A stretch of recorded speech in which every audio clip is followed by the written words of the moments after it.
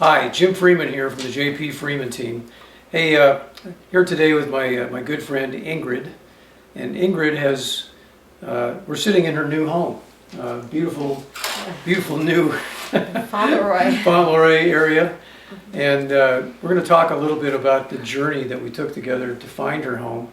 A little bit of some funny stories about how she selected me to help her do that, and what we're doing now, what succeeded for her, and what might work for you if you're watching this as a buyer, particularly in a market like Seattle was at the time, and I think still is, where there's a lot of demand, pretty low supply, but the market environment and the economic environment were challenging for a number of different reasons, with rising interest rates, clouds on the horizon about the economy and so forth. But I think you're going to enjoy this because it's a good story about how we encountered all that.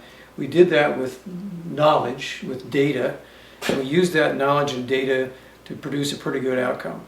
So I'm going to stop talking and I'm going to turn now to Ingrid. Ingrid, why don't you tell us a little bit about yourself and how we came to meet? Well, I was living in Port Orchard, where I had moved to in 2018 to be close to a daughter who was then in Tacoma, and great place to spend the pandemic. But the house was too big for what I needed. I needed to downsize, and also in the time that I'd been in Western Washington, I developed a bunch of connections that were all mostly in Seattle, and all my friends were there, and I kept driving to Seattle all the time. So what made sense was to downsize to a place in Seattle. But I wanted to have a place to live before selling the house in Port Orchard. So I had very specific needs. And in the middle of this, I had my own needs to just downsize, which was a big deal for me. Right, well, your daughters had lived with you for a while. And you are an artist, are you not? Yes. Yeah. And what kind of art do you do? And I do right now mostly oil painting and a little bit of collage. I did only collage for a little bit. So it was important for me to have a place with light that, and that had a nice place for me to do my art, because there's no reason to be doing my art in the basement anymore. Like when I had a family to raise and everybody had to have their own rooms, I could spread out and prioritize my own interests in the house. Right. But you're doing pretty well as an artist. You've gotten some paintings sold, and sometimes you're featured in art shows, and you have gallery relationships. Yes, I'm in Gallery 110 in Seattle, and I'm looking to grow, and I'll be in the Seattle Art Fair now at the end of July, and it's super exciting. All these exciting things are happening to me that I never expected in my 60s. Right. So. And you've lived in other places in the world, South America, and in Mexico and other parts of the United States, Colorado, Maryland. So yeah, I'd had some life experience, and I owned quite a few houses before my divorce. Right. But here you were in Western Washington, and you had developed friendships and kind of a professional network of gallery owners and other artists and people like that. And so you wanted to move in to be closer in to the art scene and the cultural scene. And since I'm an empty nester, I could not only afford to downsize, but it seemed like the thing that made sense. Right. To just be in a smaller place. It was easier to keep up. But you'd been living in a larger place for several years now. Yes. And you were anxious to move. You had done a lot of research on your own. Yeah. So you kind of had some idea of what you were looking for. And you were interested in something that people call DADUs here in Seattle. It's called detached accessory dwelling units, kind of a special type of structure, although that wasn't your only choice. Mm-hmm. And so you had some knowledge, and you had this larger home that you were storing a lot of your daughter's stuff. Yes, and a lot of my old stuff too. But yeah, I had other people's things, my kids' things. More of one kid than anybody else, but just a lot of junk. I can't believe how much I had. I thought I would get rid of 75%, and I ended up getting rid of about 90%. Yeah. And getting a few new things that were, each time you're in a new house, you need some home-specific things. Right. We'll talk a little bit about that, because that was kind of stressful. Oh my God. But here's the good news. It ended up great. She loves her new life the way it is. Yes. But anyway, so you had this little bit older home, not too old, in the Port Orchard area. You wanted to move Yeah. to Seattle, and you didn't really want to have to sell your home first, and then run the bridge of risk, and not knowing where you're going to go, Right. storing stuff in a storage unit, and all that. I hassle. had too much stress already. It was too much. Yeah. So we had to figure out a way that that Ingrid could buy a home in Seattle, but still hang on to her other home at least long enough to get it cleaned up and presented ready for sale. So, by the way, how did you find me, and what were you looking for when you? Okay, well, I didn't really know any realtors in the area, so I didn't have any friend that I needed to owed a favor to hire them as some people do. So, my ex-husband had a grandmother, really, she had been a flapper. This is a whole different generation of women that were not career women, who had been a realtor in Illinois, in the greater Chicago area for 50 years of her life. And she had helped us buy our first homes, and I'll never forget the advice she gave us. And she said, always look for the top producers in your area. Whoever sells a lot of houses is probably going to be able to sell your house and help you the best, because there's a lot of fly-by-nights in the real estate industry. So what I did is I went online and I just looked at what houses had sold roughly in the price range of the house that I was in Port Orchard, and who seemed to have a lot of listings in that area. And that's how I found Jim, because his name kept popping up, and I thought to myself, oh, he seems like a top producer in Port Orchard, in the Kitsap area anyway. So That's Daisy. Daisy. hey, She's a good girl. yes, most. All right. So you did some research. I guess you Googled Yes. results for sales. Yes. You found my name. You probably found some others.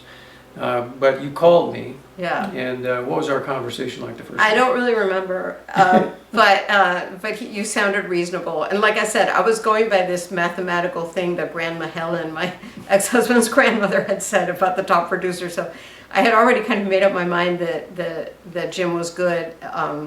So unless he said something really off-putting or crazy, I was going to go with him.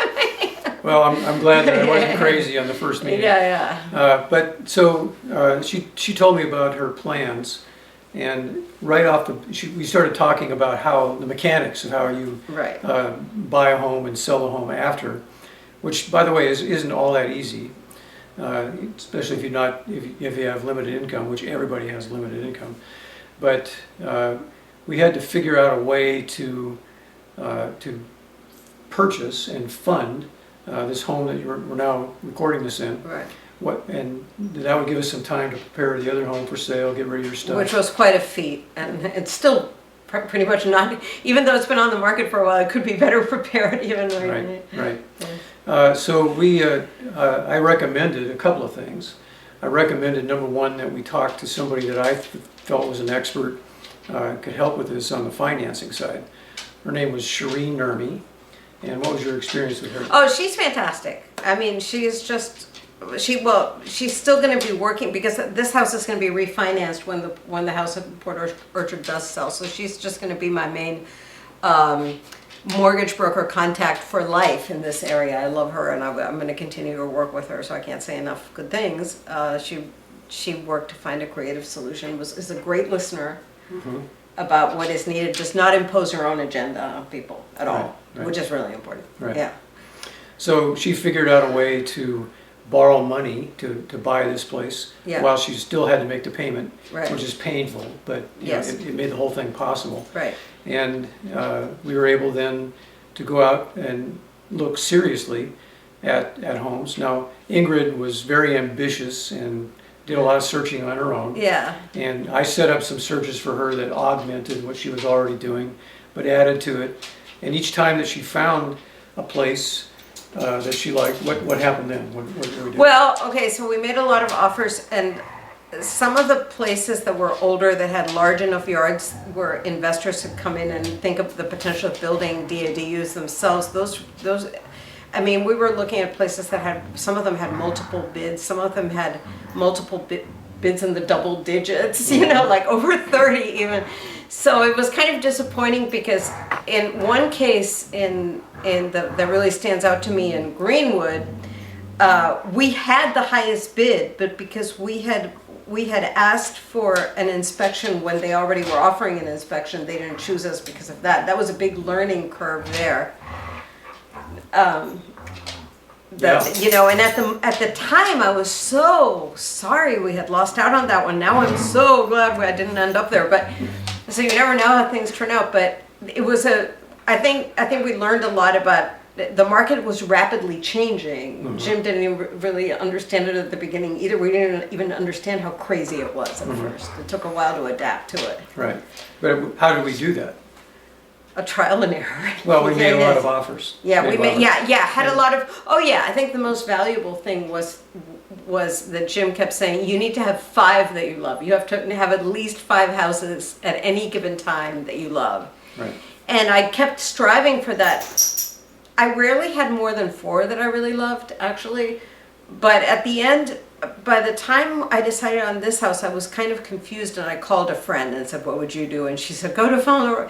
But yeah, the idea of having at least 5 houses that you could be happy as a clam in is a great idea. It is a good idea. It's what I call a reverse auction interest. Yeah. So when you're selling a home, you know, your marketer and everything you do to get people to look at it, you want to try to create interest in several people at once in order to have an auction, you know, to bid up the price.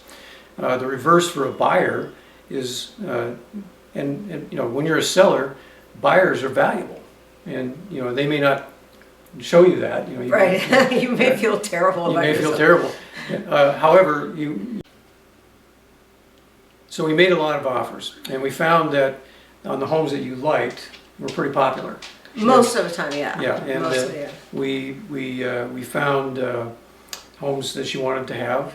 We made offers. We knew that we would have to be competitive, so oftentimes we had what were called escalation clauses in the contracts, which meant that we were willing to pay more than our initial offer, right, within limits, and that was one technique that we used to keep her in the game, you know, in the conversation, because some of these homes, we were told by the listing brokers they had as many as 12 offers on them. So we had to do something to set you apart, to make you special. Right. And that something involved making several offers. And one reason we did that was because, you know, we want to give you options. We want to try to put you in control of the decision-making process. Right. And by the time you decided that you wanted this home that you now live in, we actually had how many options that were available to us? Well, at that time there was, for me in my own mind, there was one more that I was equally serious about, but there were another 2 that were still strong contenders. So at that point there were 4. I was always going for 5, but ending up at around 4. But we had 4. We had 4 yeah, that we knew we could purchase at a certain price. Yeah. And all we had to do was step forward and make the commitment to do it. Right. So right. that's what I mean by putting the buyers in control. All right, so we did that.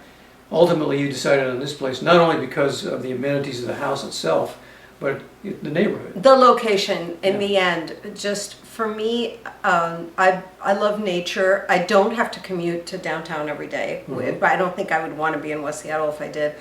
But I love West Seattle. I don't have to commute every day. And just being half a block from Lincoln Park is worth the world to me. I mean, this happens to be a lovely house that also has a view, which is amazing. Yeah. But even without that, just being half a block from Lincoln Park, just by itself Right. is enough. Would be enough to. You're probably down there every day hiking and. Yeah, every day, and it's just a beautiful place to meet neighbors and just enjoy nature and just put yourself back in a frame of awe of the natural beauty of this area. Right. So, you know, part of the process of making the offers, evaluating the neighborhood, that's kind of the first thing you do, really. Evaluating the house itself, but having the data that is available both to brokers, but also to public sources. And how did I do about that? What did I provide to you that gave you perspective on each house? Well, there were some houses that looked strangely expensive, but when we looked at the data of the average house in that area, it all kind of made sense. So we actually did a little study of comparables for each house that we looked at. Yes. Yeah. That's true. And then we also looked at things that were available to us through title reports or Yeah. seller's disclosure statements. In some cases, people had inspections available for people to look at. And so for each home that we wanted to make an offer on, and we ended up with 4, but we probably made offers on. Oh, and also I learned how to look at crime data through the Crime police data, net, right, through that was interesting, and Yeah. it actually eliminated some neighborhoods that I had considered that when I looked at the crime data, I was like, no, Yeah. it's too much of a. Yeah. So it was kind of fun. We were Yeah. like little private investigators. Yes. Yeah. But I like research, so Right. you have to get into the nerdy side of it a little bit. So this whole process took a while, Yeah. as I recall. 2 solid months of Yeah. me looking. I mean, I put in a lot of legwork looking at things because I wasn't sure. I really, at the beginning, I hadn't narrowed it down to. I was very open-minded about the neighborhoods. Mhm. I grew to sort of have a special thing for West Seattle, but I was always open-minded looking at different areas and. Okay. So we were able at the end to secure this home. She was one of multiple bidders, but through a combination of the right offer, the right structure to the offer, some good research that she had done her own and what I was able to help her with, we had a pretty good idea that this is the place you wanted. Right. At the end. And that allowed you to make the decision to do what you needed to do to get it. Yeah. And so that happened. And then you went to Greece. Well, I had bought tickets to a trip to Greece a year before because my friend was having a birthday party on a Greek island, her 60th birthday party, and I had bought the tickets non-refundable a year before. So I lived in this house for a week and then I went to Greece, Yeah. which was a weird thing to do, but what was I going to do? What was you going to do? Yeah. Yeah. Had to go to Greece. So buy a Yeah. new home, go to Greece, whatever. Yeah. And that allowed us some time to get the other home prepared, which is now in the market. We'll have another Okay. story about that later. Yeah. But so going through the experience, at one point I think I remember you said something like you were pleased with all the research and the way that we approached making your offers, and you said something to the effect that I'm glad you don't just run me around and show me houses are too expensive or that I don't want. Right. We really focused in based on what you told me that Right. you wanted, and maybe some things I guessed Yeah. that didn't waste your time, didn't waste my time, Yeah. and got you in the best negotiating position that you could be in. Right. That's Right. Okay. That's true. All right. Well, Ingrid, thank you very much. I really, it was fun. I think I always kind of get to be friends with people I work with. So, Oh yeah. and thank you for recording this video with me. But so one last, you have the last word. What would you say about people who are thinking about buying a home and thinking about working with me? Well, the whole Jim is great, and he keeps saying this over and over again like a mantra. He doesn't like telling people what to do, and he really doesn't. So he will nudge a little bit, but I think that the idea, you're gonna fall in love with certain places and be sad when your bid didn't work. That's unavoidable because you have fantasies about yourself living there and what morning coffee would be like on that deck, or and then when it doesn't work out, you get sad. That's unavoidable. But I think that the thing about just taking a very scientific approach and having lots of options is so true. It softens the blow of when things don't work out. Well, it helps explain what's happening to you, Yeah, at the yeah. time. So if you want to succeed, we'll have some information, the links below this video. You can contact me by my phone number. You can make an appointment with the calendar link. It's, just have a conversation, just like we did initially when Ingrid called me. Yeah. And no obligation, no cost. And if you like me, maybe we'll work together. Yes. All right. Speak soon, everybody.